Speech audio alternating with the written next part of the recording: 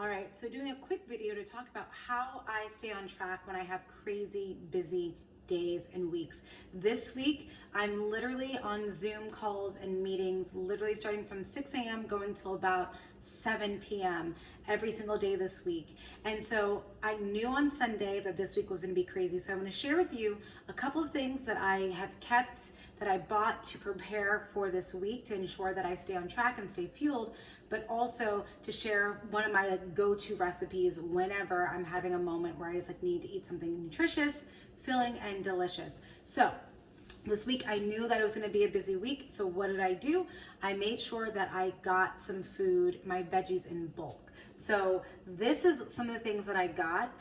One thing that I literally every single week is I get a huge bag of broccoli. So this is a huge bag of broccoli. It's like that big. So I love to get big bags of broccoli like this because they're organic. They're pretty much chopped for the most part. And typically what I do is if there's any brown parts, I just like cut off there. So I'm gonna put it back there, but I typically will do a big bag of broccoli. I can roast it. It goes well with pasta. It goes well as a side dish. Today it's gonna be a part of like my random stir fry that I'm making, which is typically what I make when I'm having a long week and need something quick and easy. So I have some of that. Another lifesaver, I do shiitake mushrooms because typically they are pretty decent because they're pretty much washed, which I really like. So they're you don't have to spend a lot of time cleaning them. You can go right into it. They have this like interesting kind of shape, but they have a nice like texture and flavor. So you actually feel like you're eating something luxurious, and it's not that much. It's more expensive than the traditional mushroom. And so I get a big container of these from Costco. Again, I chop them up. They go for breakfast when you do like egg frittatas, or if you're doing something with like pasta or a stir fry or with rice, definitely a great option. Third thing that I get to keep around, these are chopped up pre-sliced peppers. So yes, I could chop them up, but you know what? This week I just don't have the time. So they're already diced. There's yellow, there's green, there is red. They're already chopped up. So I used some of these for a snack, and I just literally grabbed a handful of these, put them in a Ziploc bag, and ate them with hummus as a snack, which was very helpful, very good. So the reality is, they do tend to be a little bit more expensive when you buy them chopped like this, but honestly, sometimes it's just, you have to pay for convenience. Like that's just how I feel. So I have all of that there. I always keep onions around. I actually like chopping onions, so I typically buy my onions whole and I do that. So what I'm gonna do, oh, and the last thing is potatoes.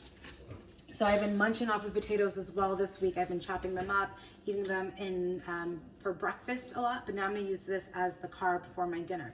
So I have some potatoes, I have some shiitake mushrooms, red, green, and yellow peppers, and a boatload of broccoli. So I'm gonna put that together and I'm gonna show you what I come up with. Oh, and some onion. What I might do is I have a little bit of Beyond Burger patties that I might add to it as well. Not quite sure yet, but the thing that I love to do also is my cast iron skillet. So I actually have 3.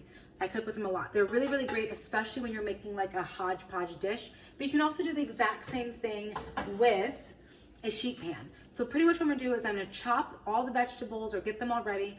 I'm gonna put them into the cast iron skillet with some olive oil, some spices, and then I'm gonna throw that into the oven. While they're in the oven, I'm gonna take a shower because I just finished working out and teaching, and then I'll pop it into the oven, let it do its thing. When it comes out, then I'll have a wonderful, delicious dinner. Another thing to think about before I let you go is your spices. You wanna make sure when you're having like a meal that may not seem so wonderful and great, like veggies and potatoes, the key is gonna be how you season your food. Some people just use salt and pepper. For me, that is boring. So what I like to do is some of the spices that I love to use, everything but the seasoning, or everything but the bagel seasoning. This stuff is great. It goes perfect on everything. I've yet to try this where I don't like it on something. It has sesame seeds, sea salt, garlic, onions, black sesame seeds, poppy seeds. So it's really, really yummy, really, really delicious. Another thing that I like to use is onion salt. So if I don't tend to use salt, then I'll use onion salt because I like that flavor. I always keep on hand, always, some form of a 21 seasoning or like a Mrs. Dash, some type of salt-free seasoning. This one from Trader Joe's, I love it. It has onions, black pepper, celery seeds, cayenne, parsley, basil, marjoram, bay leaf, oregano, thyme, rosemary, cumin, mustard, coriander, garlic, carrot, orange peel, tomato granules, lemon juice powder, and some lemon stuff. Also, it really adds flavor. So if you're tired of eating like boring foods and things like that, add some spices. If you like a little bit of heat, one thing that I'm a big fan of, if you like some heat, smoked paprika. That is, it's almost gone. Smoked paprika has such a great flavor, like smoky flavor. It's a little bit, it's not as bright as paprika, but it goes really well on sweet potatoes, things like that. And then the last thing that I've been really crushing over, here it is. This vegan chickenless seasoning salt from Trader Joe's. I get a lot of my seasoning from Trader Joe's because they're so creative. This is like, if you want to make some type of like bouillon or like a broth, but like it's plant-based. I'm not 100% plant-based, but I try to be like about 80% plant-based, and it's been helping a lot. So these are some of my seasonings that I like, that I use, but I have a whole seasoning cabinet here. So when you're cooking foods and you're eating more plant-based, you're eating a little bit healthier, it's gonna be important for you to season your food. All right, I'm gonna chop all this stuff up. I'm gonna put it into the oven. I'm gonna take a shower. When I come back, hopefully dinner will be ready. It's preheated right now to about 425 degrees. So let me get to work and I'll let you know how it goes.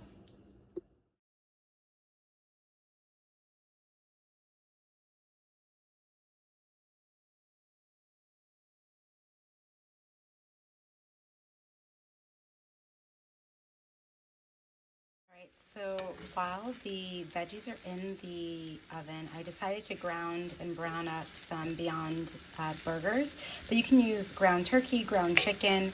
I try to stick to ground meats if I add it to my veggies, only because it just requires less time. So I'm just browning this up while the veggies are in the oven. Soon the creation will come together, so stay tuned. So the veggies are done. So we have peppers, we have onions, we have mushrooms, broccoli.